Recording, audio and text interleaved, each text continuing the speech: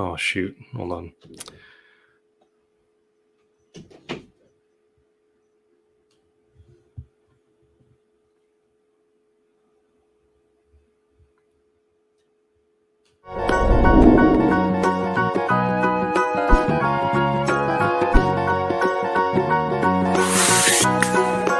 It's the Mikey Bet Show, the Mikey Bet Show. Do you know the Mikey Bet Show? Tino Antonacci made nothing but money off me. I'd be at Basta Pasta at 2 a.m. with 4 or 5 guys. We'd be off. There's no way he's going to get on the air tomorrow. No way. This one I was working from 10 to 2. Tino would go, I'll bet you $100 right now. He's on the air tomorrow, and you won't even notice that he was out. So I'd come on. Hey, everybody, Mike North here on WSCR, The Score, along with Dan Jiggets. Mike, how you doing today? I'm doing good, Jigs. Everything going good. What'd you do last night? I was on the world tour last night. But you know me, when the red light goes on, and then we'd go to a break, I'd go, oh. And then we'd go back on. Bing, bang, boom. Right? Because nobody driving that's listening to me or any of the guys at The Score wanted to hear that shit, that you're hungover. Nobody wants to hear that. Hey, everybody, we're Metallica. We're tired from last night. They don't do that. Hey, I'm Mick Jagger. We're going to put on a show if we can, but we were out late last night, right? Hey, Sinatra. Last night I was drunk till 4 in the morning. We'll try to give you what you want. They just go out and do it. I live large.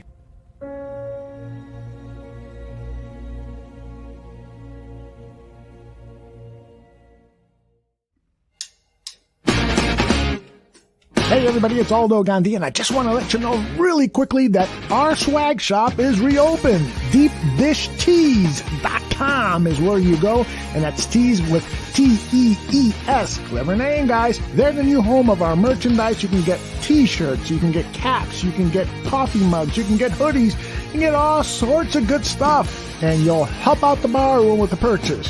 So head over to DeepDishTees.com.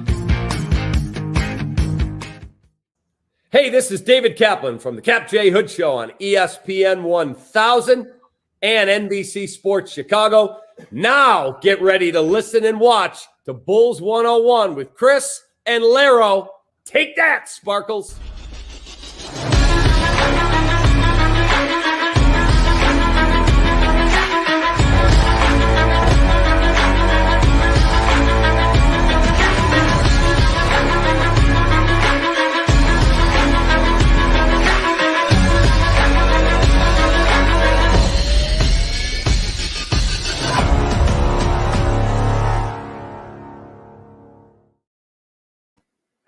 What's up, Bulls fans? It's Chris Amundsen here with my guy Larro Golden. Welcome to Bulls 101 on the Saturday evening. Just witnessed a really, really cool Game 5 between the Bucks and the Suns. Did you catch any part of it, Larro? Yeah, definitely, man. That game, my gosh, Phoenix comes out super hot, and you start thinking like, man, okay, Phoenix wants it, and then Milwaukee just turned it on. They started playing well. Drew Holiday played really, I want to say another word, well. So, I mean, it was fun to watch. Hopefully there's a little bit more fight in Phoenix for Game 6. I kind of feel bad for CP in a way, because, he's finally here. Hopefully he can get up off the mat and help his team get a W, so. Yeah, that strip and steal by Holiday at the end of the game, and then got the oop to Giannis was pretty amazing. So really fun. I'm trying to come down a little bit from the game. It was pretty high. It was really fun to watch, and it's going to go back to Milwaukee now. We got to get back in the Bulls though. We got a fun draft coming up. This will be first time in a while we haven't had a first round pick, but we do have the 38th pick. And here to help us break down some prospects and talk to us about his magazine is Corey Tulaba. So, Corey, want to welcome you to the show. You guys can find him at Twitter at Hardwood Mag. You've got two editions out of the magazine, and it's a lot of work. So tell us a little bit about yourself, first of all, for those of us who may not know you, and what you've been doing. Yeah. So I think most people probably know me for my work covering the NBA draft. I kind of started out doing YouTube scouting breakdowns. Found a little bit of success doing that and whatnot. And last year was the weirdest draft cycle ever. It lasted forever, given everything going on in the world. And I was trying to think of how I was going to do a big board. And I was like, this draft, I put too much work in to just like create an Excel spreadsheet and, tweet it out. And then, this big board is like a fart in the wind. Cause if you're going to do a big board, like if you're going to do a big board, you have to like put work into it so people can trust what you've actually been working on. It's like ranking these prospects is a tough task. So Yeah. I didn't want to just do something really simple. I was like, maybe I'll do a YouTube video. And then, I was sitting on my couch watching this documentary about the skateboarding magazine that I used to read when I was a kid. And I was like, oh, maybe I can do a magazine. And then I was like, no, that's a ridiculous idea. And, I slept on it. I woke up and I was like, maybe it's not ridiculous. And kind of figured it out. And I was like, you know what? I'm going to go for it. And that's how I put out my player rankings for the last draft. I got a bunch of really good writers to contribute to it, did some cool interviews. And, I think one of the things people know me for is my kind of really bright, colorful 90s aesthetic.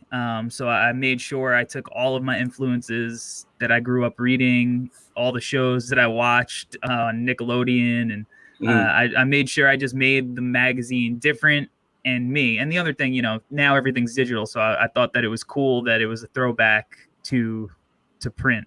It went really well, sold out in like 3 days, and I put out the second issue in May. This one was more focused on the NBA, but again, I had some really cool interviews. Chicago show. I interviewed the Through the Wire podcast. I interviewed Tom O'Grady. He was the first ever NBA creative director, starting in 1990. So basically any cool graphic the NBA had from 1990 to like 2000 and I think like 13 or something like that, he created or had a part in, including those Phoenix Suns, Starburst jerseys that the Bulls beat in 1993. And then just a bunch of other really good writers, again, contributing. And this time, the cool thing about being independent is you can do whatever the hell you want. And I was like, you know what? I am going to create a magazine, but I'm going to make it look like a comic book. So I printed it in comic book size, had it all illustrated. And it's been a cool project. It's a lot of work because I'm doing it independently by myself, but I think it's something different. And, it's allows me to kind of spread my wings and cover other topics in the NBA. Because most people just, you go to my YouTube channel, it's mostly just draft content. My podcast is about the draft. So it's been a cool creative outlet because it's something that I feel like, no one else is doing right now. So it's been fun. Yeah, I totally agree. There's not too many guys, that's independent doing their own magazines and stuff, man. I think that's admirable, man. And I respect it. But I kind of want to, I know, man, I respect it, dude. Can't imagine. Even the videos, man, on YouTube, like the time it probably takes to put those together, make sure all the editing is right. And I can't even imagine right now. You know what I mean? But I wanted to kind of touch on, before the mag, before you had the YouTube channel, what gave you the idea of wanting to be more of a scout? What makes you sit down and be? I know I'm crazy because I watch tape all day if you let me. But like, what makes you want to sit down and watch tape? Where does that come from?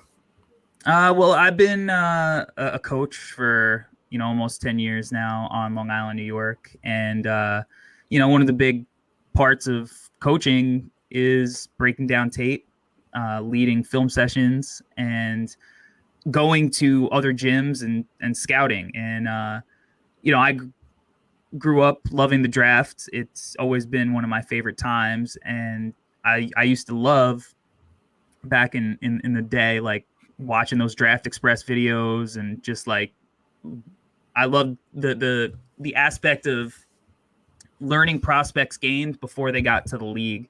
You know, it's kind of like finding like an indie band before they blow up. You know what I mean? Like Yeah. it's like the underground for hoops. And so but you know, coming up as a coach, especially, you know, when you're young and you're sitting next to, you know, the head coach, he's going to make you go to the gym and drive to the gym and go scout a kid on a Saturday morning. He's going to, you know, tell you to break up and clip stuff up for the film sessions. And I just always really enjoyed it because at the heart of it, it's teaching, you know, that's something that I've also done. You know, I've taught at a high school for a number of years. So, you know, I thought that, you know, one of the things that is missing, and I think the best people who are doing it are really good at this, and I include you in this. When you're breaking down clips and stuff, you got to go at it like you're trying to actually teach something instead of making it self-serving. Like, you know, all right, I might know what an X out is, but most people don't. So how are you going to be able to explain it in a way that it's not just going to be something where it looks like you're driving your ego to, you know, show off how much you know about hoops. It's how are you going to teach the game to somebody? Because at the end of the day, like, that's what creating content in this sphere to me should be about. If you're going to be a scout, especially online, like you should be, and this is going back to the film sessions, leading them, you know, for your team. Like, you got to teach kids, especially high school kids. Like, high school kids don't know the game. They might hoop, they might go to LA Fitness or whatever gym, but they don't know what it is they're actually doing, even if they're doing the right thing sometimes. They don't know the terminology that you're using. So you have to, you know, teach them that. And it's like that if you're a math teacher. Kids don't know math. They don't care. You got to make them understand the simplicities, why it is that they're doing it.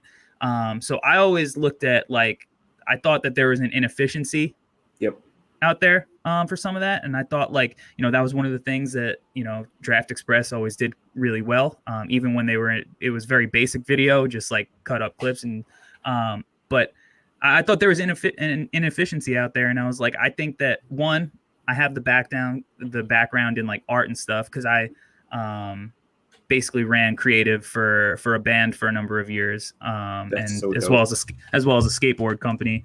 I spent a lot of time on the road touring with them. So my art background, I knew I could make stuff look as good as any company out there, like ESPN included. And then I knew that, like, I knew the game and I knew how to convey it in a way that it was easily digestible. So that's kind of it. I was just like, I really like the NBA draft. I like scouting. I like tape.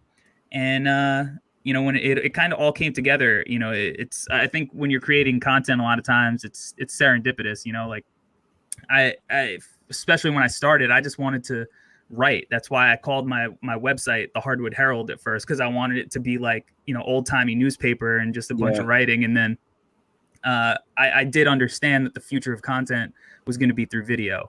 And I figured I need to learn how to edit video. So I learned how to edit it within the last couple of years, and just kind of the draft was coming up. The Bulls were bad. You know, it was the Bulls were good for a number of years. I never really had to pay attention that deep to the draft. But once, you know, that I guess it was the Wendell Carter draft. I guess that was the first one that I actually started creating content for, because, you know, the draft before it was kind of a shock. That was the Jimmy trade, right? Like we didn't actually, like, I was watching like film, but not like deep into it. So I was starting to watch tape on prospects and kind of learn how to create and make videos and kind of dipping my toes in the water. And then the 2020 draft, that's when I was like, I'm all in, I'm going for it. And I'm going to really like bring something new to the table. And that's what I've been trying to do. At least there's a lot of people trying to do it, a lot of people that are good at it. So I'm just trying to differentiate myself in any way that I can. And hopefully, you know, and I think, you know, the people who find it enjoy it. Man, I like I said, man, if you're watching this and you don't want, and you're not going to his YouTube page and watching his videos, I'm telling you, you're missing out. I'm telling you, there are some people that are very good at tape, right? But there are times when you watch so much tape that it gets boring. It gets, you know, but with your videos, with the music, the effects, it doesn't take away from what you're talking about, but it's essential to your videos, because I feel like I'll go down a rabbit hole watching your videos, like I really would, and it's been fun, man. And I'm glad we have you on tonight so we could just chop it up, man. So yeah, man, thanks for coming on, man. This is gonna be great.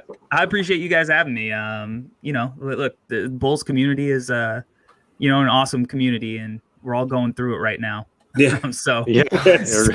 You said something so important. You said something so important, Corey, and the reason why, and you kind of mentioned breaking it down into everyday language, getting people's interest, allowing other people to have access to that information, your scouting, your coaching, all the knowledge that you have, you can distill it for those of us who don't understand as well. And that was one of the reasons that Larro and I decided to start this show. Was the same reason, was to provide more access to just, even the casual fan, that they can come on and listen for an hour and understand defensive schemes, X and O's, offensive sets. They can understand, different analytics and what place they have, so that we can make basketball more accessible. And it just helps us appreciate the game more and more. And so, yeah, I encourage anyone that's listening or watching right now, check out Corey at the Hardwood Mag on Twitter. Check out his YouTube. You said you've got a podcast. What's the name of your podcast so people can check it out? The podcast is called the Draft Deck podcast, so kind of like the NASDAQ. So it's an NBA draft podcast. Yeah. And how do you talk about draft prospects, right? What's their stock? Their stock's rising, it's dropping. I had this idea for a long time, and I wasn't going to start a podcast right away. I was going to put it out as a website. And once the AMC and the GameStop things happened, I was like, oh no. I was like, I'm not ready to launch this thing, but I better do something so nobody else comes up with this idea first. And I put it out. It's been a lot of fun. Shout out to my co-host Albert Gim. He's been awesome with me, and it's been a blast. We break down the prospects really in depth. We go for about an hour on each prospect that we do. That way you can really, really get an understanding, where if you can't watch a whole bunch of film, at least you can learn a little bit, enough that you could pretend to in your group chat that you know what you're talking about. So or at least you could be familiar when you watch the 2-minute stinger video on ESPN on draft night. But yeah, it's been a lot of fun. Definitely. They've always got that 2-minute video on every prospect. Always like they overcame so much. They did there's always some story that they've got queued up for that. It's pretty funny. It's almost become kind of cliche now, but which is sad, because these kids really have gone through it. A lot of them have really done some amazing things and should be celebrated. It's just it's unfortunate we always have to have that kind of repeating thing for like 60 kids. So that's the crazy thing, is how many prospects you have. I don't know. I know Larro, as he said, he's crazy. He's watching film all day long. If he's not watching college, not watching NBA, he's watching the under 19, FIBA, like anything he can get his hands on. I'm sure you're watching high school tape. But it's so much work to go into this. So I know we're going to get into some of these prospects that may be available at 38. Before we do that, our friend Stefan No, he used to write for The Athletic. He was on this show probably a month or two ago. He wrote an article today about Lonzo Ball, because the rumors have continued with Shams Charania putting out another kind of tidbit that Lonzo Ball has a lot of interest from Chicago, and that the New Orleans Pelicans are not planning to match any large offer. So I don't know if you have any strong opinions on Lonzo. A lot of Bulls fans have strong opinions. But we kind of wanted to just highlight that article. You guys can sign up for Stefano's Substack. Follow him at Stefano on Twitter. But he wrote an article today basically saying the easiest way to get him is a sign and trade involving Lowry. But that's pretty difficult, since I think Lowry's value versus Lonzo's value, there's a big divergence there in the last few months. But the other ways we can do it is renouncing basically half of our roster and waiving and stretching Aminu, and then trading Sato or trading Thad. And if we do both of them, we can get up to like 36 million. If we just do one, we can kind of get in that $25 million range with cap space. And that would give us a pretty good shot at Lonzo. But I wanted to see what you thought about Lonzo Ball's game, if you think he would fit in Chicago. I know if you said you've been following since the Wendell Carter draft, you've kind of seen his growth and in the NBA. So just want to see your thoughts on Lonzo. And do you think it would be worth it to renounce half our roster and try and, give him an offer he can't refuse? Yeah, so here's the thing about our roster. It's not very good. So like we have, what do you mean like, by that? one of the things that I'm seeing, and maybe because like I'm a little older now, I'm going to be 35 in a couple of weeks. So I've been through a couple of these, rebuilds or retools or whatever. And then I've seen how, and it's not unique to Bulls fans, right? This is any fandom ever. You see how attached we become to certain players that are on the team, especially players that we draft. And all the time we try to look at what is the peak version of said player going to look like. And very rarely do we actually see what the peak version of that player is. But every once in a while, they'll show off that glimmer of hope to the fan base and why we believe so heavily in why this player is going to turn around our fortunes. And that's how you get stuck in these cycles of mediocrity. I feel like that was one of Garpax's big issues forever, is they never made that trade for the talent that they had, the consolidation trade for the better player. I guess I don't want to say it remains to be seen with AK and me over here, because he traded Wendell and made a move that I'm actually for, but we don't have a lot of good players on the team. So if we just renounce players that aren't that good, that don't really affect winning all that much, like I don't think it's that going to be that difficult to find players that will bring somewhat close value. It's way easier to do that than find, the players more in the Zach Vooch tier.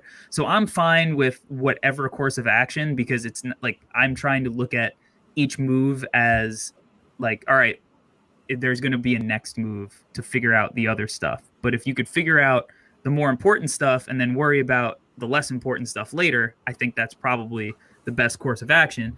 As far as Lonzo, I'm for it.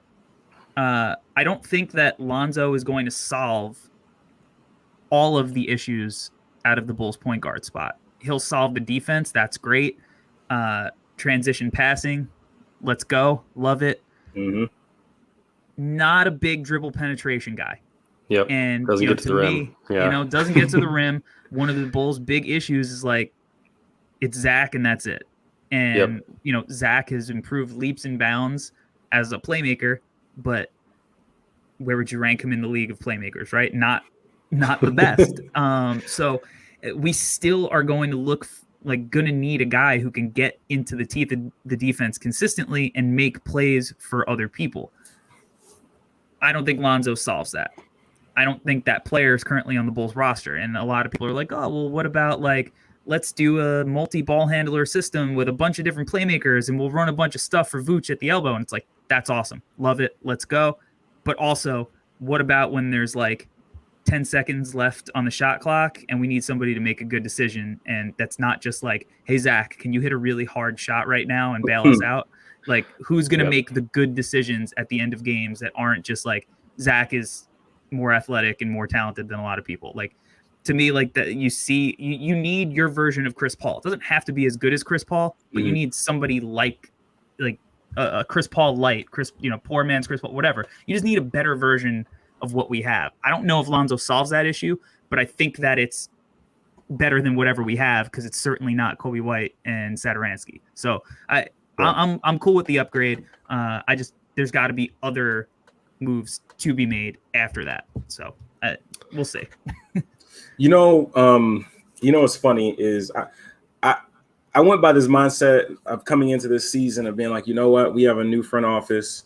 Let's not think like we have guard packs anymore, right? And I found myself like towards the end of the season. I'll say like maybe a couple of weeks ago, not even towards the end of the season, maybe a couple of weeks ago, I found myself like thinking, you know what, we're not like there's not much we can do. There's not much we can do. We might as well try to get Lonzo or whatever, but I don't think there's anything big. But like as we're getting closer to free agency and seeing that, or having a feel that AK is really going to try to get something done or at least try to make a push for something.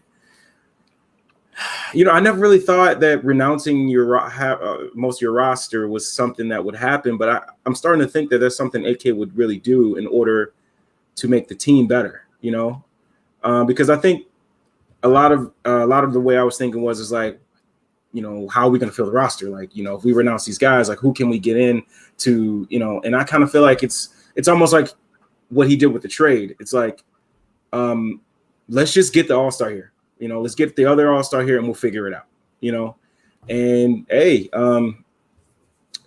like that move was big for me because I wasn't used to anything like that as a Bulls fan. So I'm kind of just, I'm at the point now where I'm like, you know what, do what we got to do, do what we got to do to make this team better. Because at first I'm like, man, like I think it was last week. I'm like, man, you know what, let's just bring back some guys, fringe and go around the margins and see what we can do. And then 2022, let's try to go get a free agent, that big time free agent. But now I'm like, you know what? I don't know, man. I'm down with whatever AK wants to do, so. Yeah, I think I've come around to your guys' thinking on this because at first I was like, we're going to be an overcap team. We talked about it. We did our whole offseason plan, and we did an over the cap team. And I ended up trying to engineer a sign and trade where we shipped out Lowry and Al-Farouq Aminu, and I think Sato as well. And I brought back Lonzo, and I took on Eric Bledsoe's contract as well because, he's had a down year for sure, but he's still a pretty quality player. And if he's playing your backup minutes at point guard, he's still, a pretty good defender. I think it's worth eating that contract if it gets us Lonzo, and we don't have to ship out half the roster to do so. But, ultimately, as much as I like Sato and Thad, if it's going to be between getting a young player on a good contract that can grow with Zach, that can grow with Pat, that can grow with Kobe, versus just not hurting Zach's feelings by not trading Thad, like you got to go for it. At this point, like you got to go for it. We've been mired in mediocrity. We can't even tank right. We did like 3 drafts in a row where we got the 7th pick when guys like Luka and Shea and Trey and all these guys were available. And we couldn't get in the spots we wanted. So I'm all for it. So, the Lonzo Ball rumors have been going on for so long that I feel like if it doesn't happen at this point, like what are we doing here? It would be weird.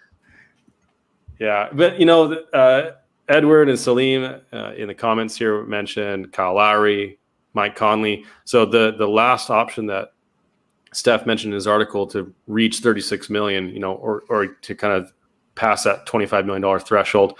I think Kyle Lowry or Conley could be gotten for somewhere in that range. They're a little older, so I think we'd have to have like a pretty good idea of what we want to do with the rest of the roster. But you never know. Like, the Suns added CP3 this year and they're in the finals. You never know what can happen. You never know.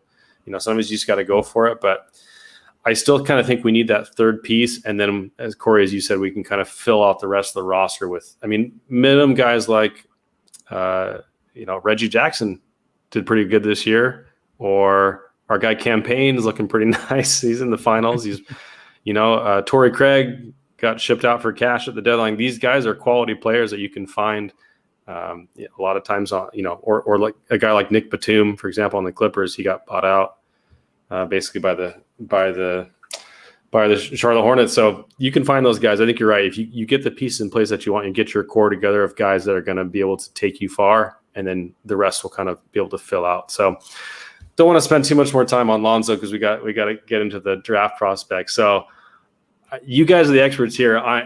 Teach me your ways. I don't have time to go over all the different college players and stuff. So Lara, what do you and Corey want to go over? Who do you guys want to talk about as far as picks that may be available and would be good value at 38? Before we do that, I just want to touch on something really quick. Okay. Will Barton opted out. Okay. You know the Nuggets are going to bring him back. You know it. I know. Before you even get started, Lara. We'll see. All right. Anyway, moving on. But not for more than $14.5 million. I don't know about that. I don't know about that. All right. I shut you down. Hey man, I'm just throwing out some ideas. But yeah, man. I kind of wanted to somebody that you brought up that I was interested in because I saw him play against Illinois and he had a big time game this past season, and that was Jason Preston. And he's very interesting to me, because he almost looks like LaMelo, hairstyle, the body type, even a little bit of play style. Like what do you think of Jason Preston? Like what do you what type of role do you think he would play at the next level? Yeah, so like you said, he looks like LaMelo. He kind of plays like a mix. He's like the lost ball brother. He plays like LaMelo or Lonzo, a little bit of both. I think it's hard to say early on what kind of role would he play. We're talking about second round prospects right now. Most second round prospects won't play any role at the NBA level. But I think what I like about Preston is he's not going to look like this guy who is going to break you down with his speed or his hops or anything. He's just ridiculously skilled. And I think one of the things that I've really valued recently with draft prospects is like the NBA is such a skill-based game now. Like, sure, like you want a prospect who can jump like Zach or has the body type like Pat, but a lot of these players that we see now, like they're able to thrive because they read the game really well and they have like legitimate skills. Like I think Halliburton last year is a good example. Like Halliburton's not fast. He isn't the best ball handler. He's got a weird looking shot, but he's so much smarter than everybody on the court, and he could read the game at the same level as NBA players as a rookie, which is really challenging because the game moves so much quicker. So I think Preston has that same kind of Halliburton-like quality. And, at the Combine, I know his teams were doing work. All the scouts were, loved what he brought. And you saw that, what he did with his team, which obviously is not a team you look at as one of these teams that should have, did what they did in the tournament. And it's really based on, his ability to be that player who was able to maximize the construction of his roster. And, I think that it's hard for the Bulls in particular to look at a second round point guard and be like, this is the kid who's going to solve all of our problems. But he offers a different solution than the players on our roster currently. So that's what intrigues me specifically about his fit with the Bulls. But I think that he's going to be a player in the league. He's not going to be a star. He's not going to be, he's not going to have the impact of LaMelo. He's got good height, but he's not 6'7", 6'8", like, LaMelo is. He doesn't jump like Lonzo does. He, defensively, he's never going to be a guy who is like killing point of attack, Drew Holiday type stuff. But he's a guy that he just has a high IQ. He can shoot it. He can pass it. He can make every pass in the book. He'll hit the weak side, coming off screens, like up in the air, like all the stuff that you want, like your new age point guard to do, he could do. And, he's 6'4", he could shoot it, shot almost 40% from three. Yeah. And he's a little bit older, so maybe he'll be a little bit more ready to contribute. And again, it's that IQ. I just love his basketball IQ. I think that he just knows how to play, and at the point guard position specifically. It's not like, why don't we teach Kobe White to learn how to play point guard? And it's like, awesome. That's exactly what I want my point guard to do. I want him to make the most out of it. I want to make the playoffs with a point guard who has to learn how to play it. Awesome. So he at least knows how to play the position. And, you've seen, I think, success with guys who may not be the most physically gifted, but they know how to play basketball. And now when I scout, the first thing I look for is like, does this player know how to play basketball? This kid knows how to play basketball. I feel like this is like the way the Grizzlies have gone with the draft the last few times. They just get guys who know how to play. It's funny, as Preston looks like, physically, he looks like a mix between LaMelo Ball and Dylan Brooks. Like if you merge those two together, that's exactly what he looks like. Yeah. He's got the Dylan Brooks hair and the face. He does. It was pretty funny. You know, it's funny you mentioned the Grizzlies. Like one of my philosophies for like these later round guys is what would Memphis do? Like because they kill it, they crush it. Like, you know, typically they just take whoever draft Twitter is in love with. That's kind of the deal with them. But it's for a reason, because they take these guys who like they're not going to be stars, but they're complementary pieces. So often, even in the second round, fans want to go for the superstar, and like the percentage of you hitting on a rotation player in the second round, let alone a superstar, is so minuscule. Does it happen? Yeah. Of course it does, right? Of course. And that's where the hope comes from, but it's not reality. So like if you're looking, especially like look at a team like the Bulls, right? If the Bulls need to hit on second round picks, especially if they're going to go the kind of route where they're going for Alonzo and they need to, you know, cut half the roster to do it. Like these are actually now really valuable assets, because if you can get a rotation player around this range, now you don't have to worry about filling one of those spots that you announced.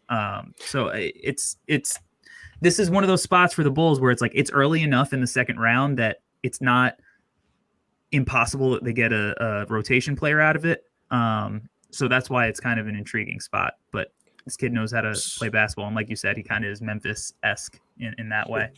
So you don't think that we should be selling second round picks for cash when we start our rebuild, for example? Yeah, probably not. Like, I mean, look, I've never one of the worst in an NBA decisions. front office, so you know, what do I know? But it's probably not the best idea. You know, draft players or build equity with your ownership group. You know, it's a tough decision. So I mean, look, maybe if you're in management and you like paying your bills, it might be the smartest move that you could have made. Like if you just don't want to get fired, you want to have a job still, like maybe it's a great move. I don't know. Yeah, unfortunately, if you're an executive that's making decisions based on the premise, please don't get me fired, you're probably not making great decisions in the first place. Probably not. I'm glad that AK's got a different mentality. So that reminds me, before we move on to the next prospect, our second round pick from last year is going to be signed with the Bulls. It's Marko Simonovic. So Larro and I have broken down some film on him because a lot of Bulls fans have gotten themselves into the idea that he's going to be like a Lowry marketing replacement at some level, which, you know, it's not completely out of the question. But I want to see what you thought about Simonovic's ability to be an impact player, like that he could be a hit for the Bulls in that second round. So I have watched very little Simonovic tape. I think Larry's clips are, you know, probably the most I've watched. But I did watch one of his games recently, scouting another prospect. But I reached out to a scout who I trust very much, so probably more than anybody. And I was like, yo, man, what's good with this dude, Sabinovic? Like, you think he's got anything? And his response was, I shouldn't have posted a clip of him. Bulls fans think he's going to be the next Lauri Markkanen. He may have gotten drafted. He may have gotten drafted as a favor to the agent. I don't know. The league was really down. Not like basically just like, nah. So, I mean, look, from what first of all, Bulls fans hate Lauri. So to want the next Lauri is really weird. It's like, you know. Well, listen, Lowry at $1 million at the minimum is a much better prospect than Lowry at $18 million a year. Yeah, sure, that's true. That is a good point. My thing from what I've watched, and I know like sometimes you see things like him like grab and go handling full court, and it's like, oh, he did it and he didn't turn the ball over. Yeah, like all right, but like he's dribbling up the court, and he looks like he's learning how to like perfect the perfect posture. Like he's completely upright with his straight up. And I just like some of the, like, he's not doing, I can't see him doing that for a long time in the NBA. Right. Like, so just some of the things, like if you told me like, hey, he's going to play 6 minutes a game and he's going to take spot up jumpers and he's going to try to rebound sometimes, I'd be like, all right, let's see how it goes. But if you're looking for him to come in and be like a competitive part of the rotation, I'd probably temper the expectations a little bit. Again, I think it's a very, like most Bulls fans didn't want Larry on the court. So again, Larry is a significantly better prospect than he is. So to just like hope that he becomes something like that, even at $1 million a year, I think is a stretch for at least a long time. I've never seen anything where I was just like, I don't know, like you can just go get a minimum player. I'd probably feel way more confident in whoever we were to sign for the minimum than I would banking on this kid being a part of the rotation. I hope he proves me wrong, right? But like he wasn't the best player on his team even, and like we could draft the best player on his team this year. Like he's in this draft. That's what we're talking about? Yeah. Okay. So, I mean, I'm hoping that I'm wrong, or that like, again, like I haven't watched nearly enough tape to come to a conclusion, but just based on my first glance, like if I was running fives, he probably wouldn't be the first guy I was picking off the team. What's funny is I subjected myself to a lot of tape of Marco, and yes, he did. When I first saw, I was okay. So he had that like big time 2020 game, 20 points with 19 rebounds, and I'm like, man, I got to find a way to see this game, see what it's about, right? Saw the game, wasn't impressed defensively whatsoever. When he's on the weak side of a pick and roll, he processes it so low. He doesn't get in position. North south, yes, he can move. East to west, not going to happen. Drop coverage could be a way for him to stay on the floor defensively, but I just don't know. Offensively is what I think he has potential to sniff rotation minutes, because I think you could do some different things with him. They used him in some dribble handoffs, and they used him pick and pop, go screens, things like that, and it looked okay. But like there are some ways for him to sniff it, but I just, like you said, I'm not going to put my money on it. I'm not going to say, let me put my money on Marco over there, but it's just tough to really know, because that league, like, yeah, he made some great moves against Melvin Ejim, but like Melvin Ejim is like 30 some years old now. So it's like, it's tough to really gauge, but like the reason why I put clips out there is some people are not able to see him play. So I'm like, forget it. If I take the time, let me put something out there. But like, if you notice the clips that I mean, they're pretty similar, because there's nothing else that he brings, Yeah. So, yeah, I mean, I totally agree with you though. I think the tricky part with him is that, like, obviously AK comes from Denver, and Denver has the MVP. And where did the MVP play? On Marco's team. So like everyone's like, oh, like he found Jokic. Like maybe this kid is the next Jokic, but it's like TLC also played on that team. Like not every NBA player who comes from that team turns into a rotation player. You know what I mean? Like, and so that's part of it. Like, is he the next Larry? Is he the next Jokic? Like, it's easy to convince yourself of these things for these, especially these prospects, again, that are hard to find tape on for like somebody who's not actively looking for it. Yeah, right. Exactly. Yeah. And, like, look at the Bulls history. Like Noach came over and he was awesome. Like Mirotic came over and, he was relatively awesome for, until he got punched in the face, or he jumped on, Pachulia hit him, or, all the stuff that he dealt with.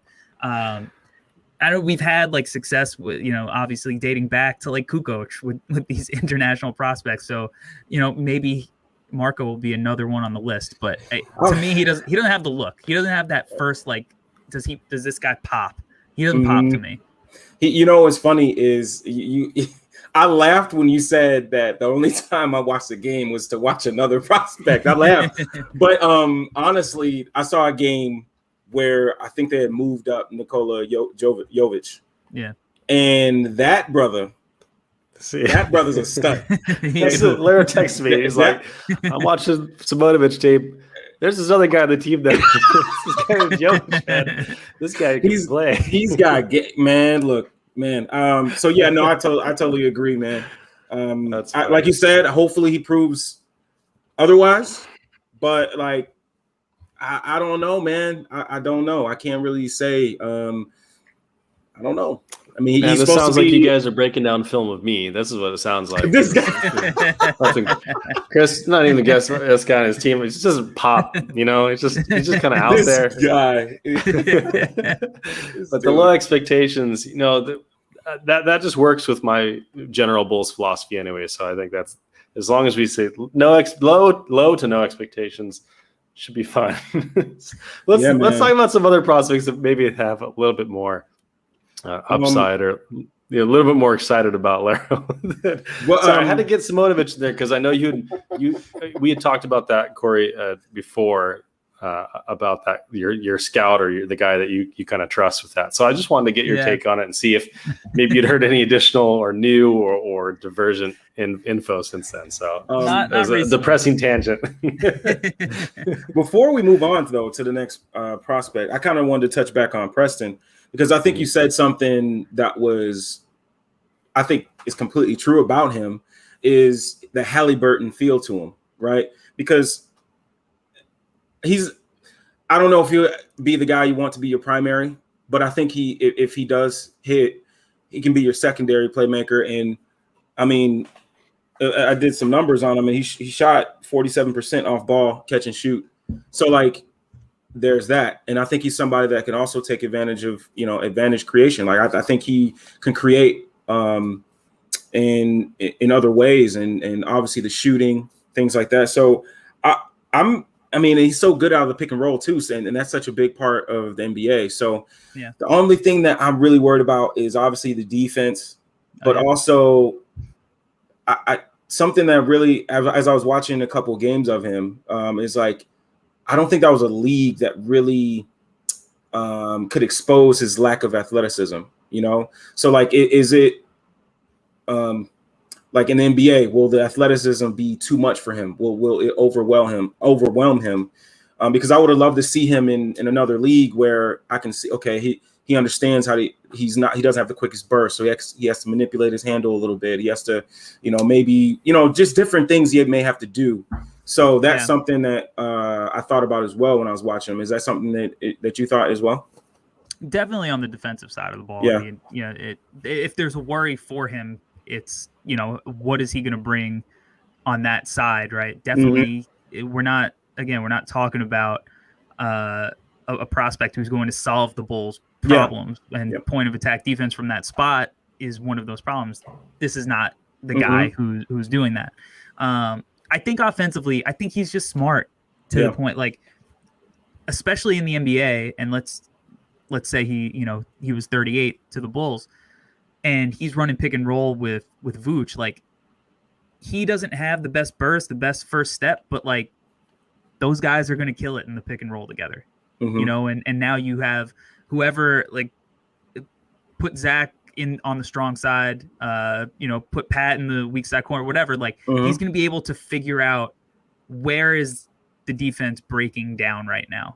Like, I trust his IQ to do that. And I trust him to make that skip pass to the weak side. If the strong side, defender digs too much, let's say Vooch hits him with a good screen, and I trust he's going to make I trust that he's going to make the right reads.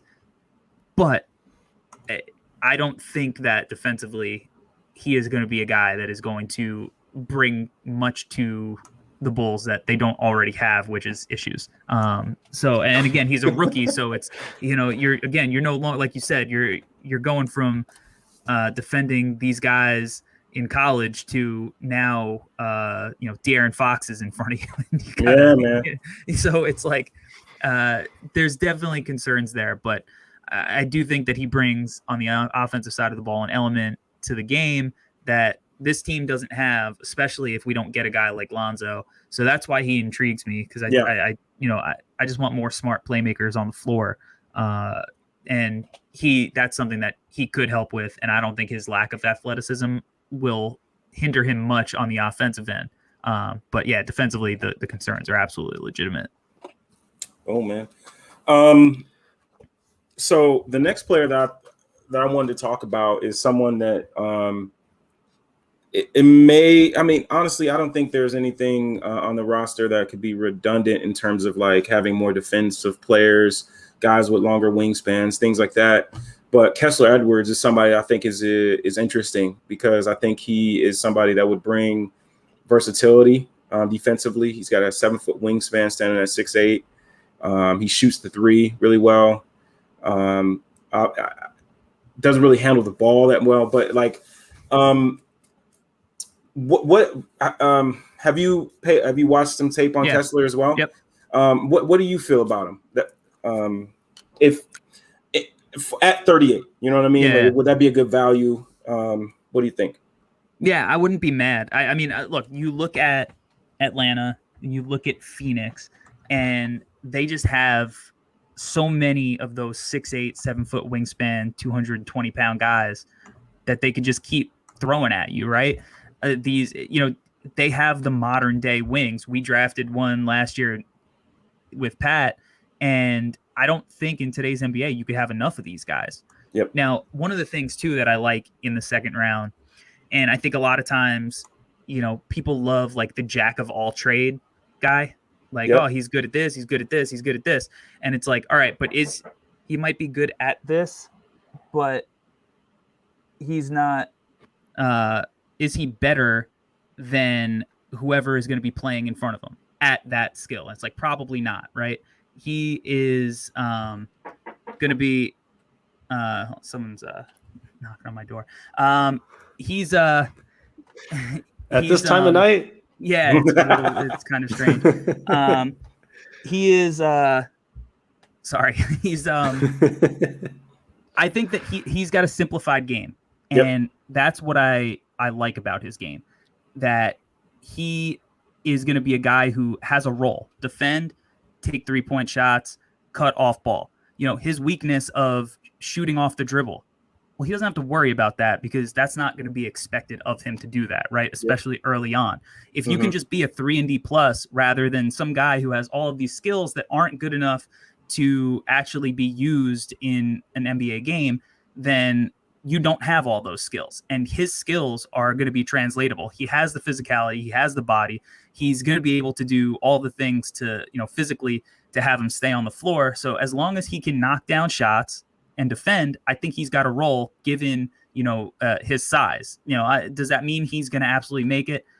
Maybe not. He goes to a team, doesn't get, the right opportunity, but I think he's a guy that's going to be able to play 3-4, and with his size, maybe even switch on to a little bit of 5s when teams go smaller. So I think his versatility on that end, and the fact that he could knock down shots is, something that is, it's going to be value that you could find. Like, it's good value at 38.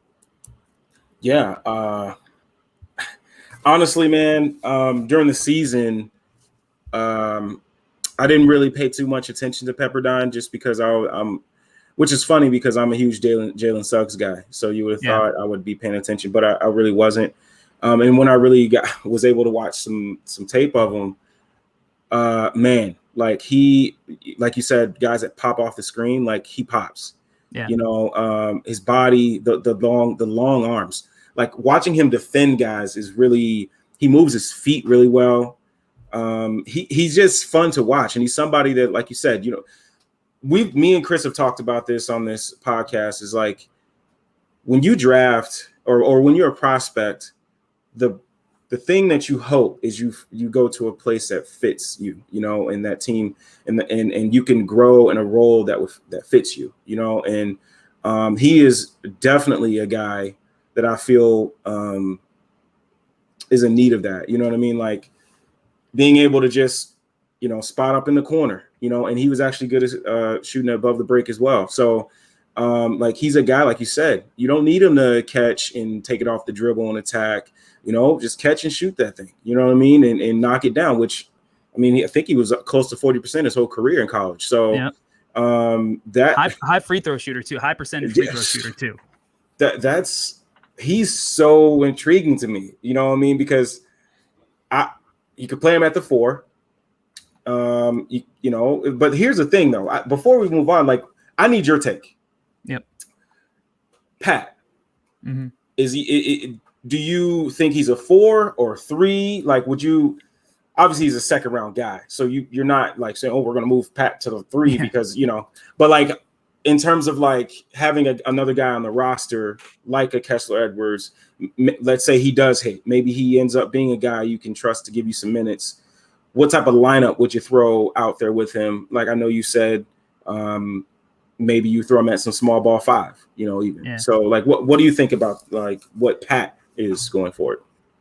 You know what, with these 3-4 like wings, I don't know. Like, I think the traditional, like, this guy's a small forward, this guy's a power forward, this guy, I don't know if you can look at it like that anymore, right? And you look at like, is it a bad thing to just have a bunch of these guys to throw out in different situations? I can't. The Clippers don't seem to have that problem. Like, is Paul George the 3? Is he the 4? I don't know. Is Kawhi the 3? Is he the 4? I don't know. Different talent level, obviously, but like it doesn't, no one talks about like, well, who's playing which position, right? It's just like these guys, if you could defend on the perimeter, then you can play the 3. If you can defend, guys a little bit bigger, then you could play the 4. Whatever you could defend, you could play. And then it's up to like, do you have a versatile enough skill set to be able to provide value on the other end? If you're, and the 3 and the 4 today, I feel like they're the same. They're almost the same position as far as what you want. It's all dependent on your skill set. And hopefully Pat develops that skill set a little bit more. I mean, obviously the mid-range is money. Now, can he extend it? Can he be a guy who could shoot it off the dribble from distance?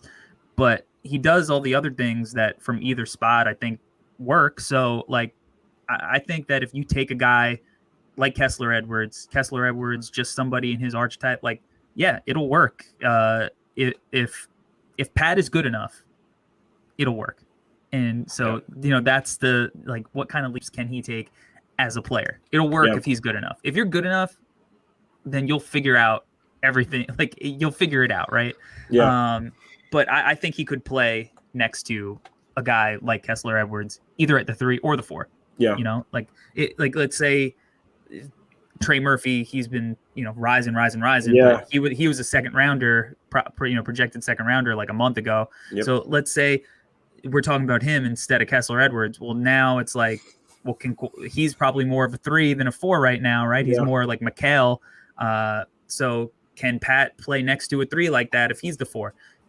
Yeah, right. To me, it's interchangeable. Yeah. So what you want to do? You got to get 5 guys all between 6'8" and 6'9" with Pat's body type. As you said, you get the different skill sets, right? That's where it's going. That's where the game's going, right? Like, I mean, that's basically just having like LeBron on your team 5 times, right? Like, but it's true because the more versatile you can be offensively, especially defensively, right? Where you're not stuck with a slow 7-foot center, right? When you have a guy like Vooch on your team, what you're able to do defensively, the schemes you're able to run are limited. Whereas you saw the Clippers, the way they defeated the Jazz this year with their lineup, it was phenomenal. And it was the switchability they had on defense.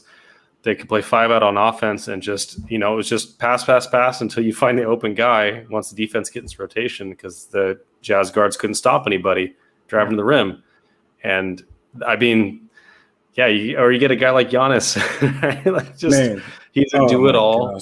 What is he? He has the skill set of a center in some ways, but he just does so many things and he's so athletic. Like, so I completely agree. Yeah. Like I know we talk about is Pat a 3, is Pat a 4, but ultimately Pat's versatile. If he can develop the skills that he has and make them great. As you said, if he can extend that range, if he can work on his passing and playmaking ability, which you've seen some juice that he's got there. If he can, take that next step, take that leap, I think he can play any role basically on the team, there's no issue with having him on the floor. He's not like a Vooch where he's gonna, defeat something that you're trying to do by being on the floor. No. Yeah, I agree. But it's we're getting going kind of long here. So, but the next guy, Kris will tell you, I'm a big fan of him. Like I said, I'm getting ready to write something on him. So, is Aaron Henry. We've talked about this on the pod. Like, wing depth is my biggest thing, and Chris's biggest thing as well, outside of obviously having a lead creator, point guard. But this dude is somebody that I want to get your feeling on Aaron Henry before I say anything. I'm a little weary of Michigan State guys after Denzel, but no, I like his game too, man. I think my favorite part about his game is the ambidexterity. I love lefties. I think that lefties right away are like, look, I have no math to back this up, nothing scientific. I have no advanced analytic on this. There's no synergy, second spectrum stat. I just feel like lefties have like a 5 to 7% boost on as a player right away. Like, you're just better than a righty would be. Like, if you were the same player was just right-handed, they wouldn't be as good. So I love lefties. But I love that he's a lefty that could finish around the hoop with his right hand, almost in the same way that like Mike Conley can. Like, he does he's got those smooth, when he's going to the basket and he does it in the half court or transition and he hits that little Euro. I love how he slithers through underneath defenders and can finish with his right hand. I love that. That's like the craft, the crafty stuff that I love. I love that he can handle the ball. I love that he's got shake and shift. I love his size. Again, I think he's got a little bit of positional versatility. I think he can play the 2 or the 3. Again, the Michigan State thing, I know joke about Denzel, but that is a great program. And those kids who go to that school know how to play the game the right way. So I think he's one of the guys that you do look for in the second round. Again, he's not your home run swing, but he's a guy that I think Memphis would look at in the draft. Like, he's probably on their board. So I like it. Obviously, there's questions like about the jumper, right? That was he was inconsistent with his jump shooting. There are things that I would fix with his footwork if I was working with him, but coming off up top, the arc and the touch, when it goes in, like, it's a teardrop. Like, it's pretty. Yeah. It's pretty looking. So it's not like I think that his shot is completely broken. I think there are fixable opportunities there for him as a jump shooter. And if he had a jumper, I mean, we're talking about a kid that's probably a first rounder. So, you can't have a perfect prospect in the second round. Every one of these kids in the second round has an issue that needs to be worked through. Is your developmental staff good enough to fix whatever the issue is? Does the kid have the mentality and the work ethic to fix it? And if they do, then he's a kind of kid that you can look at and be like, wow, I can't believe we got this kid 4 years on a, whatever $1 million contract. And he's a contributor backing up Zach for, sliding between the 2 and the 3 for, 15 minutes a night and isn't killing us. So I like him. I do like him. Yeah. Did you have something, Kris? I know you got more on this than I do, but you should change the name of your draft podcast to "What Would Memphis Do?" Just what would Memphis do? And it's funny you mentioned that Memphis is doing that. I feel like the Rockets are going to start moving towards it. They've hired a bunch of draft Twitter guys recently, so that's I'm interested to see what they do. That's why, if they don't take Mobley, I'll be floored. I know that there's a lot of Jalen Green, and I have Jalen Green number 2 as well. So I'm not, if they take it, I don't think they're making the wrong move, but I would be floored if they take Jalen Green just because they hired all the draft Twitter guys, and I can't see that room not going to battle for Evan Mobley. Yeah. And if so, then like why even hire these guys? Like if you're not, Yeah. It's funny, and also just what Lara mentioned is, I mean, just the circus of people we tried at small forward this year was crazy because Otto obviously didn't have it; he wasn't healthy. We had Lowry Markin at the 3, we had Ryan Arcidiacono at the 3, we had Denzel at the 3. Like we played so many people at the 3 that didn't belong at the 3. Now Troy Brown Jr. finally came in at the 3 and gave us some good minutes, I thought, defensively, until he went down with injury, and then Garrett Temple, when he got back, was pretty good. But that forward spot, as you mentioned, you can never have enough forwards, and if you can play that 2-3 spot, that's a position of need for us. That 3 spot especially has been really crucial. So, anyways, I'll let Larry go because I'm not a draft expert here at all, and I never will be. But This dude, man. But yes, No. draft the wings in the second round. That's my mantra. Draft the wings. You know, when I started to watch guys, because I knew I wanted to write about someone. I knew I wanted to write about a player. I didn't know who, so I was just watching a lot of tape. And Aaron Henry sticks out to me because like he was a kid that came into Michigan State with a lot of hype, and things didn't go the right way early on for him in terms of his play. And he's somebody that I look at and I see growth. I see somebody that has added to his game. I watched tape of last season. His handle didn't look as smooth, and I shouldn't say as smooth. It didn't look as good as it does now. And shooting off the catch, it may not go in right now, but it looks more comfortable doing it now. Shooting off the bounce, he's doing it well. Mid-range game, he knocks it down. And again, like the defensive side of the ball is like, obviously I love what could happen if he really takes on to the offensive side of the ball. But the defensive side of the ball is what I really like, because again, point of attack defense is man, do we need point of attack defense? Especially with Vooch there now.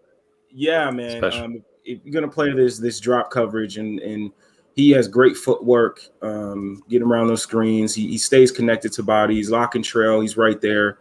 There's not many times where you'll catch him getting absolutely demolished on that side of the ball. And I watched Purdue in Michigan State, and Jaden Ivey got him a couple times on a back cut and a couple times off the bounce. But other than that, I haven't watched any games yet of him just absolutely getting, whatever. Yeah. And I mean, if you look at his points per possession while guarding ball handlers or isolation, they're really good. Like he's not out there just giving up buckets. And that if you could add somebody like that has potential to be he won't be a negative on offense, I think, because he's a smart basketball player. He makes good passes. I think he reads the floor pretty well. And I think he's a guy that, like you said, you can take it in the second round and be good with it, because you have something. His really nice skill, his skill that you can lean on, is what we need, right away. And I've seen clips of him working with Mike Miller with his jump shot. Yeah. So that's definitely, it seems like something he's been working on, and that's really good. So I mean, I can't say too much about this guy, man. I can't say enough about him, because he's somebody I want to root for. Somebody I want on the Bulls, like you said, lefties. My sister was a lefty when she played ball, and I hated that she just seemed always square to the basket, and my ass had to, it's like, so it is. I feel what you're saying about the lefty thing, man. The lefties are just, smooth as ever. But yeah, man. Obviously, we could talk about more prospects, but I just thought we could pick 3 and really talk about them, break them down, kind of deal. But I do want to ask a question. Yeah. Before you do, all right, Corey. I know in the second round's wild, right? But if you could pick anybody in the second round you think could realistically be there at 38, who would you pick for the Bulls? It's a great Anybody that could be there at 38. Man, I would probably pick Quentin Grimes. question. Ooh. Oh, my friend Trent's gonna love you for that. He's all about Quentin. All about it. Yeah, I'd probably pick Quentin Grimes. But kind of the same type of deal. Why? You know, I think Quentin Grimes offers a lot of the same kind of stuff we're talking about with Aaron Henry. So he's definitely one of the guys. And again, like, you know, I could say Dacian Nix, but it's a lot of the same stuff I'd be talking about with Jason Preston and his, but it's like busted jumper, defense issues, just like he makes plays. It's hard. I mean, another guy I will say, Jeremiah Robinson Earl from Villanova is another guy. And he's I might change my answer to him. One, do not bet against Villanova players. If Ryan Arcidiacono can be in the league this long, then I'm not betting against Villanova players. He's another one of these guys. Like he's a wing that he's this 6'8", 6'9" wing who defends, and he doesn't make any mistakes. He's not really great at any one thing, but he's also not terrible at any one thing. And I think he's one of those guys. Like basically, he's like a generic 2K creative player before you get any VC. Like that's what he looks like. It's even what he looks like. It's what he plays like. But I think he's going to be a guy that way outperforms his draft position because he's a basketball player. He knows how to play. He's played in high stake games. He's played for a great program who breeds good NBA players.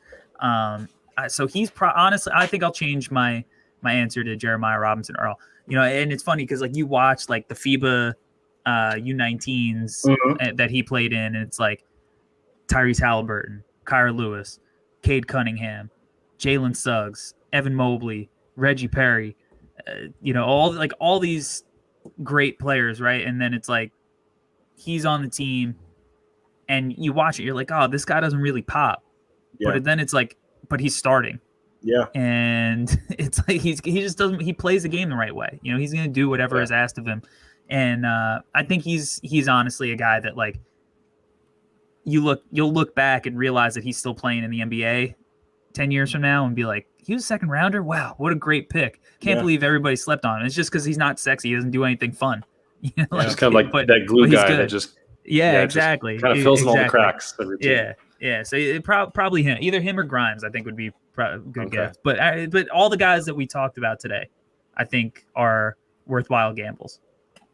Man, you know what's funny is I was watching some tape of Mamu. I'm just like intrigued by Mamu, right? Like because I'm this big dude that can handle it, shoot it a little bit, and they were playing Villanova, and I'm like, this dude can ball, man. Like Robinson Earl can ball, man.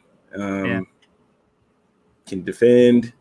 He just, like you said, it's, you know, you're a coach. You just love guys that will literally do what you need them to do. You don't have to ask them to do their job.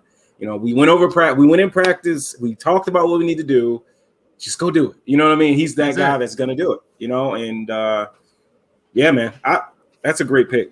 You know, you guys are going to have me looking at tape after this. I'm gonna go on YouTube and start typing in highlights here. There's only a couple games at most left in these finals, so and then the draft is coming up in 11 days, so once the finals are over, everybody is in draft mode, so that you'll find reason to do it. Yeah. Oh, it's an exciting time, and that's why we wanted to have you on, Corey, and your expertise, your background, and obviously you're just a lot of fun to chat with. I wanted to see if you want to plug anything. I know it's late in New York, so I wanted to see if you want to plug anything before we headed out. And there's actually just there's two questions that were here on the comments that I wanted to address before we went out as well. Okay. Yeah. Again, you can follow me on Twitter, Instagram at the Hardwood Mag, my YouTube channel, the Hardwood Herald. I have all my film sesh scouting breakdowns that I do there, and I also have some clips from the podcast, which is the Draft Act podcast. So you can see, video clips on the YouTube channel, and then you can, find the podcast anywhere where podcasts are available.